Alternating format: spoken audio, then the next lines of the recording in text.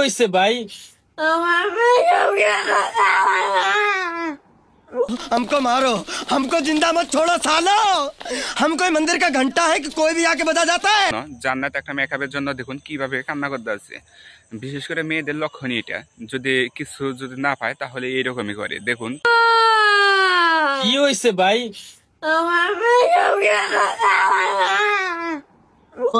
কিপটা সাতপুরের বংশধর না তোরা? কথা কি ক্লিয়ার না ভেজাল আছে? হাই রে জান্নাত, তোরে এমন কি দেয় নাই তোহা?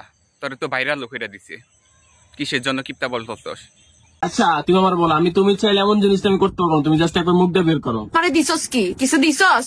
এটা হাস্যকর এই দেশের জনগণের জন্য হাস্যকর। মানুষ টাকার পিছে ছুটতে ছুটতে যে এতটা বাজে আর নিচে নামতে পারে, এটাই এই জান্নাত তো হাই করিয়ে দিল।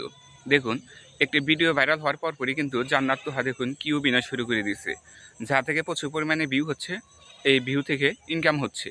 তাই বলছি যারা ওদেরকে ভালোবাসেন এবং ওদের ভিডিও দেখেন তারা একটু সতর্ক হবেন, এই ধরনের কন্টেন্ট থেকে দূরে থাকেন।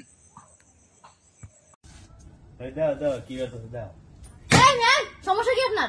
জন্ম থেকে যখন ভিডিও করা শুরু করে দেন, মানুষের কাপড় থাকলো উন্নত থাকলো না থাকলো ভিডিও করে দেন। আপনার সমস্যা কি? আপনি চাইছেন কি সবকিছু হারাই দিয়ে লাইতেলে ভিডিও করেন? আপনি সমস্যা কি? হারাইলেও কিছু কয় না। ঠিক বলেছো। জান্নাত তোহাকে ফেল করে দেখুন এই মেয়েটি ভাইরাল হওয়ার জন্য দেখুন কিভাবে কাজ করে যাচ্ছে।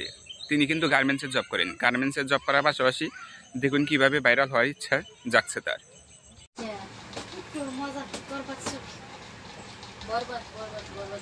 একটু ভালো লাগে না, আমি জানি না পাবলিক কি বুঝে বরবাদ ছবিগুলো দেখে সবচেয়ে ভাল লাগে ছবি। জান্নাত তোহার পাশাপাশি আরেক ফকিন্নির বাচ্চা দেখুন গার্মেন্টসে চাকরি করে, সে গার্মেন্টসে চাকরি করার পরেও দেখুন মেয়েদের সাথে কিভাবে অশ্লীলতা